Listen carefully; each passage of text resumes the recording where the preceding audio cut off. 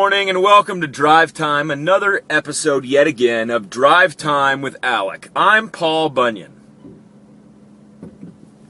It's kind of funny. It's a super flannel shirt. I think this is the most intense flannel shirt I own. I guess flannel's back. I don't know. My wife bought it for me, so I'm wearing it proudly, and it's awesome. So get over it. And it doesn't have like buttons. It has like, well, like technically they are buttons, but they're little snaps. They're not like the buttons you have to put through. So whatever. So if I get crazy, I can just rip it off and just go into face the day. I don't know what's happening. Welcome to Drive Time on Friday. Today's fantastic Friday. And so I'm going to I'm going to talk about viewer email. So today's viewer email question is all about interviewing. So it was, how do you interview? What's the best way? Blah, blah, blah. I have interviewed a lot of people, and not as many as, super gnarly business executives, but I've, probably interviewed, maybe 70 plus people. Actually, maybe over 100 if you go back in time a little bit. And interviewing is unique. So it's a funny little place. First of all, let's get right down to what interviewing really is. When you're going in for an interview for a job, what are you doing? Anybody? Anyone have any idea? You're selling. You're selling 100%. In fact, I can almost guarantee you that when you go pitch a sale, whether it's vacuums or marbles or whatever you're selling, I really haven't met a marble salesman in a while, but that'd be cool. Interview's the same thing. You're coming to present a product yourself that you want them to buy. I mean, that's really what it is, right? So let's talk about some of the things you should do. Number one. A buddy of mine from high school wrote this hilarious article on resumes. So I'm going to link to it in the body, the description of this, video, because you can't link to YouTube's lame. It doesn't let you link to, a website in the actual video. So you have to click the video if you're watching it on Facebook. You got to go to the description and read it, and go to see Thomas's article on resumes. Totally true. Resumes are trite and overdone. People try to dress them up and make them smell nice and make them on pretty colors, and that stuff doesn't matter. You just need to be unique and personal in your resume, but not so personal that I'm creeped out, that you told me what kind of underwear you wear, and now I'm really uncomfortable. So, and also not so overly professional where I don't know what the hell you're talking about. So go read Thomas's thing. It's friggin' dead on. Don't say weird things that don't matter. And let's get honest for a second.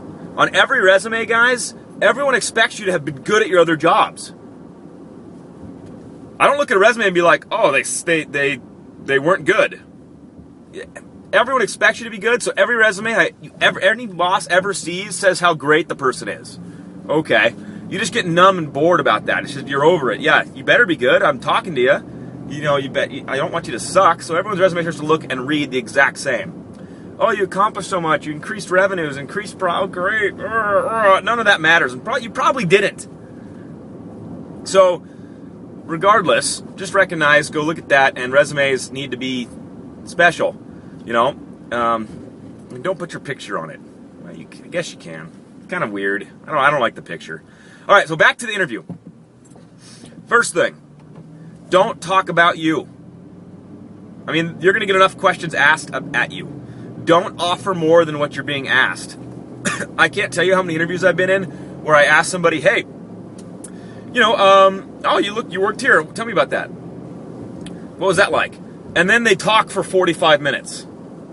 I'm like, I only wanted to know like a little thing about that last job, like why you're no longer there. But why did you go on for 45 minutes about your dog and about how hardworking you are and how you were spanked as a child? It's like, give me a freaking break. So, don't go crazy on your interviews and just start talking about everything else. Point number 2, look around the room that you're interviewing in, because I would encourage you to go to the person's office that you're interviewing in. If they're like, let's get coffee, that's fine, they want to do that, that's cool.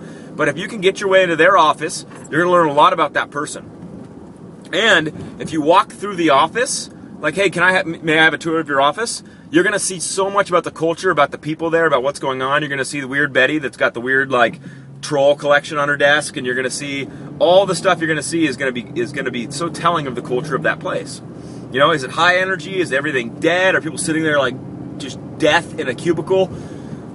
Get a tour and open your eyes. And when you get into somebody's office, start looking around and see what they got going on. I can't tell you how many times I've got weird stuff in my office. I have like a Spider-Man doll. Like, who has a Spider-Man doll? And like, no one says anything. I have a Spartan helmet with the mane and all that stuff from King Leonidas, like sitting on a. No one says anything. That's weird shit. Spartan helmet, like no one says anything. So my point is, look around and then offer something up. Be like, wow, that's kind of weird or cool, or don't say weird, okay? Because it's not weird to them. But just be like, oh, that's. I've never seen that in an office before. What? Is there a story behind that, or So just ask questions about the person. But don't ask weird questions like, do you have any kids? Like, ask a question that means something. Ask a question that's pertinent to what's around you. And that's what I mean by opening your eyes and being aware. All right? Another thing about the interview is dress to impress. I mean, period. Don't dress like an idiot. Be super and don't bling out. I still remember an interview I had with a guy that when I went to shake his hand, he had a bike chain, a gold bike chain linked around his wrist, and when it was big enough, so when I shook his hand, I like grabbed it, and I was like, oh, I mean, come on, really, a gold bike chain?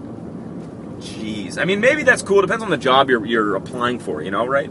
So dress to the job you're applying for, and other than that, guys, just be yourself.